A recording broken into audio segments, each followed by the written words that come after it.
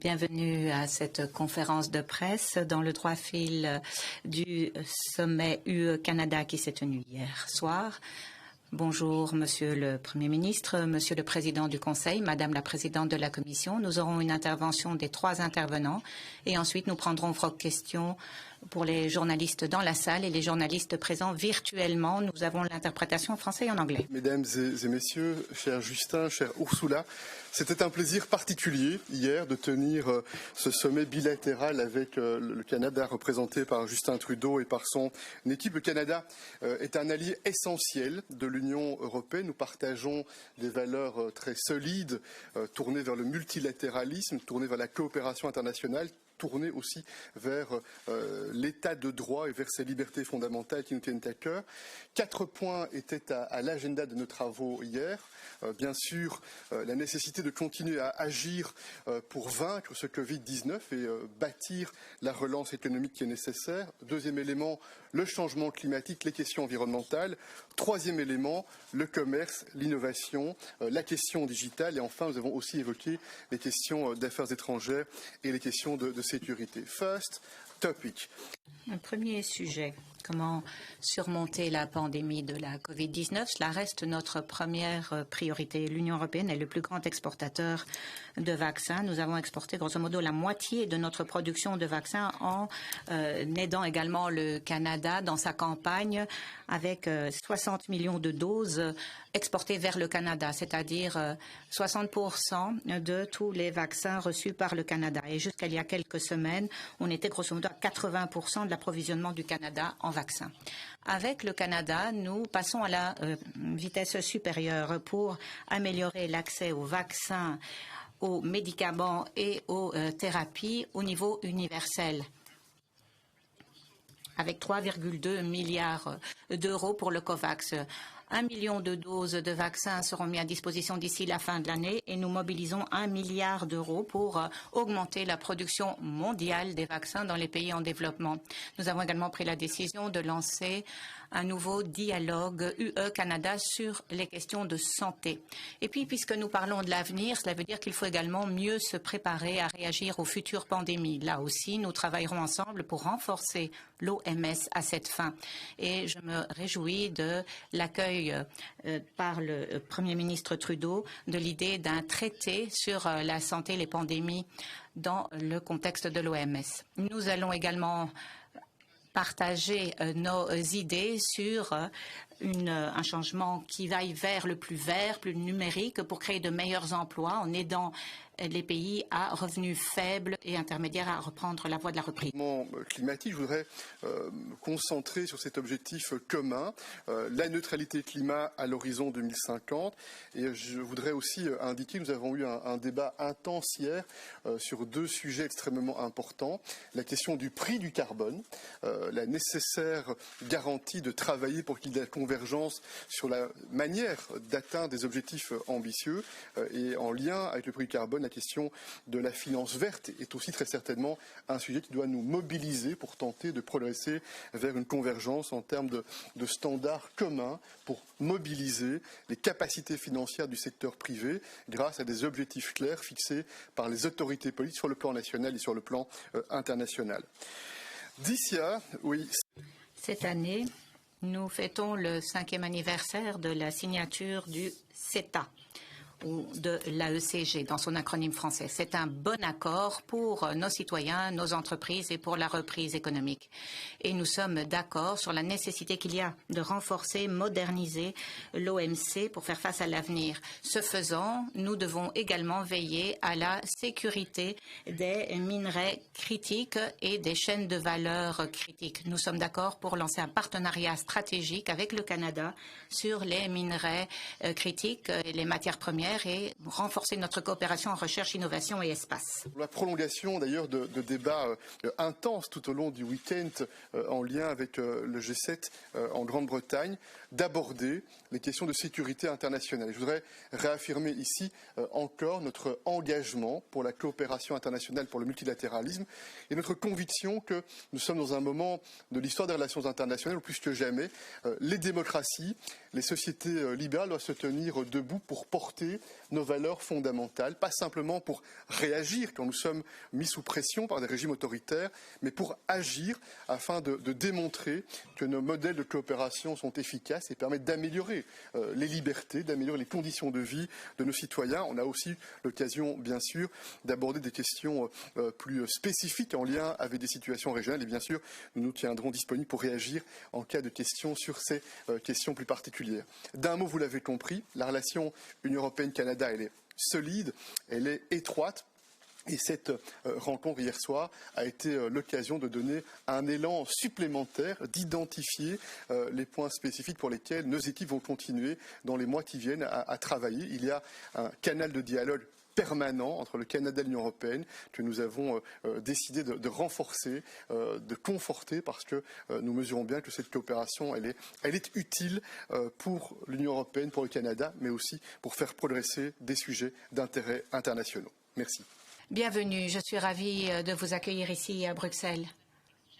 Alors moi aussi, je confirme que nos échanges ont été excellents dans le contexte du G7, mais vous recevoir ici à Bruxelles nous a donné la possibilité de mettre en avant combien nous apprécions notre partenariat avec le Canada. Nous partageons les mêmes intérêts, nous avons les mêmes valeurs, une même vision du monde et la même compréhension de l'importance du multilatéralisme que nous voulons renforcer pour mieux relever les défis d'aujourd'hui.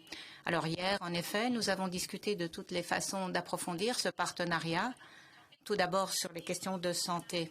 Nous travaillerons main dans la main pour surmonter la pandémie.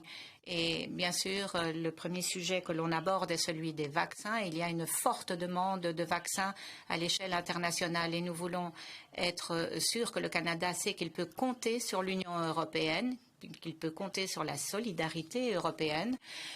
Vous êtes dans les 4 plus grandes destinations d'exportation de nos vaccins. Nous avons une exportation ininterrompue de vaccins vers le Canada et nous continuerons à exporter vers le Canada. Ce dont nous avons besoin aujourd'hui, au-delà de l'approvisionnement en vaccins, c'est de mieux se préparer. Voilà pourquoi, Justin, j'étais ravie de votre soutien lors du sommet mondial sur la santé à Rome et le fait que vous souscrivez à cette déclaration de Rome. Nous avons maintenant une feuille de route qui nous permet d'être mieux préparés pour faire face aux pandémies de l'avenir. Nous avons besoin d'un système de surveillance aguerri, nous avons besoin de meilleures infrastructures et ce serait également une bonne chose que l'on se mette d'accord sur les pistes de réforme de l'OMS. Car nous devons améliorer le système d'alerte précoce. Nous devons également améliorer les possibilités d'enquête de l'OMS, car nous savons que nous avons perdu plusieurs mois, de précieux mois en début de pandémie.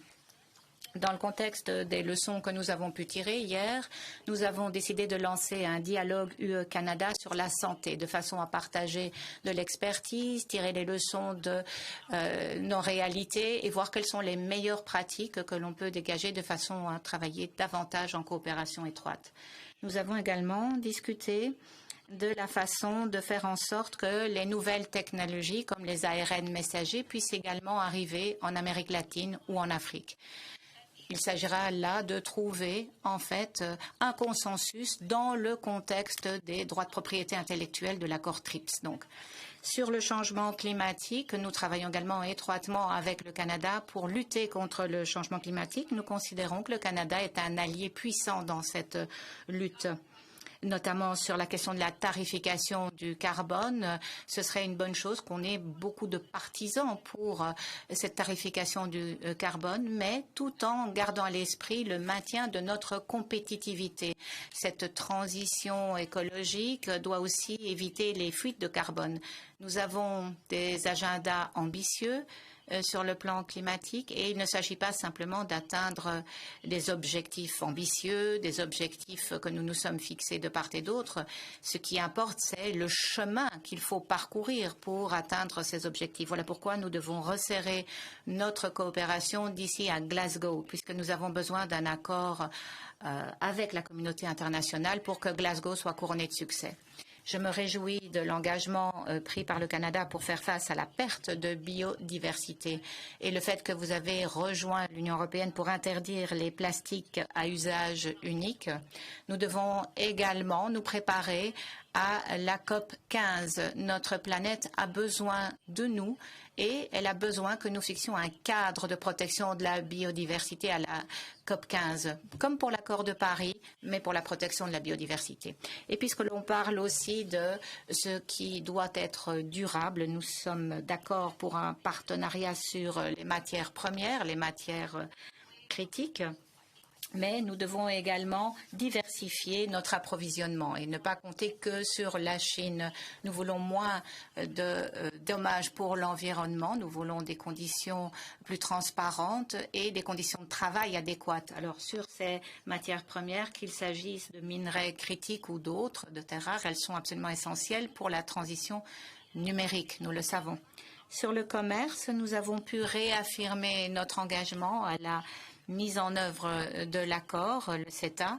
C'est absolument essentiel pour retrouver la voie de la reprise économique. Les chiffres sont parlants. Si on regarde 2019, les échanges entre l'Union européenne et le Canada ont augmenté de 25% pour les marchandises et de 39% pour les services comparé au niveau pré-CETA. C'est donc une excellente nouvelle pour les emplois, pour la croissance de part et d'autre de l'Atlantique. Voilà pourquoi nous devons travailler ensemble pour surmonter tous les obstacles qui empêchent encore aujourd'hui le CETA de rendre tout son potentiel de création d'emplois et de croissance. Enfin, un mot sur la recherche. Vous savez que le budget de l'Union européenne pour la période de 7 ans à venir a été arrêté. Il reprend une enveloppe considérable pour la recherche et l'innovation. C'est notre programme Horizon Europe. Nous avons invité les chercheurs canadiens à nous rejoindre dans ce contexte. Nous voulons intensifier les échanges entre nos scientifiques, tout ce qui est technologie propre, technologie numérique, tout ce qui peut nous permettre ce virage vers l'avenir est le bienvenu. Donc, bienvenue à nos amis, à nos alliés et encore une fois, bienvenue à Bruxelles. Merci. Hello everyone. Merci d'être des nôtres. Nous venons de participer ensemble à un sommet très productif avec nos partenaires européens. C'est toujours un grand plaisir de m'entretenir avec le président Michel et la présidente von der Leyen. En tant qu'amis et alliés, le Canada et l'Europe partagent des priorités communes. Plus que jamais, il faut continuer de travailler ensemble pour relever les différents défis devant nous.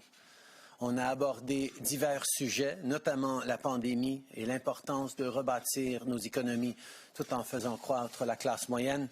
On a aussi discuté de notre lutte contre les changements climatiques, de notre collaboration en ce qui concerne les nouvelles technologies et de notre engagement à défendre nos valeurs communes comme la démocratie, les droits de la personne, l'égalité entre les sexes et la primauté du droit. Avant de parler de notre important travail avec l'Union européenne, j'aimerais dire quelques mots sur les autres rencontres des derniers jours. As you know, over the weekend, comme vous le savez, au cours du week-end, j'étais au G7 avec Ursula et Charles en Cornouailles. Nous continuons la lutte contre la Covid-19 et nous avons adopté une position forte sur des questions majeures, l'accès aux vaccins, le changement climatique et l'éducation à l'échelle internationale. Hier, j'ai participé au sommet de l'OTAN avec nos alliés ici à Bruxelles. L'Alliance est unie. Elle est engagée à continuer à jouer son rôle important en matière de sécurité nationale et internationale. Nous avons tous convenu que nous devions continuer à nous adapter aux nouveaux défis sécuritaires, y compris le changement climatique et les cybermenaces. Notre monde se trouve à un moment unique de son histoire. Non seulement à cause de cette pandémie, mais pour d'autres raisons. Nous devons rester unis. Je suis encouragée par la collaboration à laquelle j'ai pu assister entre nos amis, nos alliés cette semaine et avec nos amis de l'Union européenne. Nos priorités sont claires. Ensemble, nous devons mettre un terme à cette pandémie, reconstruire notre économie et garantir la sécurité de nos populations. Rebâtir notre économie, ça veut dire quoi? Ça veut dire penser à l'avenir. Avec les partenaires de l'UE, nous avons réfléchi à ce que nous pouvions faire pour faire une économie plus propre pour les années à venir. Pour commencer, pour continuer à créer de bons emplois, des emplois verts pour la classe moyenne. Pour cela, il faut garantir les chaînes de valeur pour les minerais critiques qui sont essentiels pour les batteries des véhicules électriques, par exemple. Voilà pourquoi nous lançons le partenariat stratégique UE-Canada sur les matières premières. Ce partenariat se concentre sur la garantie de l'approvisionnement de ces minerais critiques tout en créant des emplois, de bons emplois. Bien sûr, nous pouvons parler de chaînes d'approvisionnement. Cela veut dire que nous devons aussi parler d'accords commerciaux. Et sur ce front, le Canada et l'Union européenne poursuivent leur partenariat dans le cadre du CETA pour créer des opportunités pour les employés, pour les entreprises des deux côtés. Nous avons avancé notre travail pour adopter un accord de reconnaissance mutuelle qui simplifiera les procédures aux frontières et renforcera la sécurité. Cet accord permettra d'accélérer le flux du commerce entre l'UE et le Canada et assurera la sécurité de tous les partenaires. Nous avons beaucoup travaillé dur ensemble. L'Europe et le Canada, au cours de ces dernières années, ont conjugué leurs forces. Même si certains pays étaient un peu plus protectionnistes, nous avons travaillé ensemble. Nous avons engrangé des acquis pendant une période incertaine sur la scène internationale. Cela nous a permis de progresser pour le bénéfice de nos citoyens, de nos économies. Et ces progrès, nous continuons à bâtir sur ceci aujourd'hui à un rythme encore plus accéléré. Notre gouvernement continuera à faire en sorte que tous les Canadiens bénéficient de cet accord commercial progressif. Les agriculteurs, la classe moyenne, les entrepreneurs. C'est de cela qu'il retourne lorsque l'on parle de reconstruire mieux. Mettre sur les rails une économie qui ne laisse personne de côté, une économie résiliente. Une économie résiliente, ça dépend aussi du changement climatique et de la lutte contre celui-ci. Existentiel. En plus de continuer nos efforts pour atteindre la carboneutralité d'ici 2050, le Canada et l'Union européenne vont renforcer leur collaboration pour développer des mesures et des technologies qui feront en sorte que la transition énergétique soit équitable pour tous. Parce que la santé de notre économie et la santé de notre planète sont liées. Plus on va créer de bons emplois verts, plus on va permettre à nos enfants à respirer de l'air propre. Et pendant qu'on travaille pour réduire nos émissions, on doit aussi en faire plus pour protéger nos terres et nos océans. On parle souvent d'une économie plus verte, mais il ne faut pas oublier de parler d'une économie plus bleue aussi pour nos océans.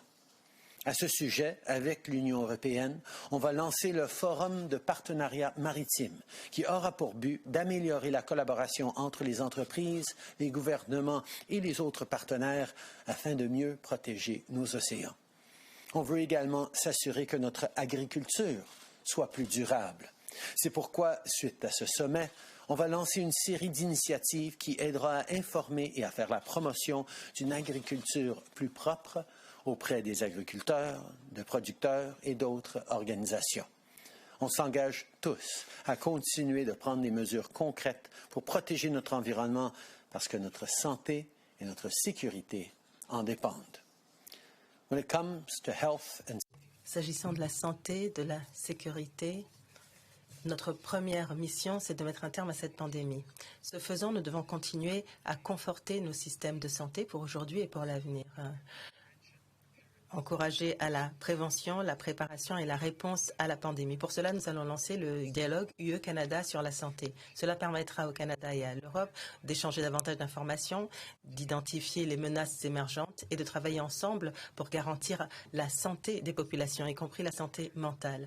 S'agissant de la pandémie et des vaccins, je voudrais rebondir sur ce que Ursula et Charles ont évoqué et leur dire merci. Merci aux dirigeants européens, merci aux travailleurs en Europe qui ont permis d'aider le monde à sortir de cette pandémie en contribuant à produire des vaccins. L'amitié du Canada, son alliance étroite avec l'Europe, c'est quelque chose sur quoi nous avons toujours pu compter et nous continuerons à faire en sorte qu'à l'avenir, le Canada continue à être un partenaire fort. Cela nous permettra à tous dans le monde de nous mobiliser pour sortir sur des pandémies comme celle-ci. Qu'il s'agisse de créer des emplois, de lutter contre la pandémie, de rendre nos économies plus compétitives à l'ère du numérique, nous battre pour nos valeurs partagées dans le monde entier. Ensemble, le Canada et les Européens continueront à construire un meilleur avenir.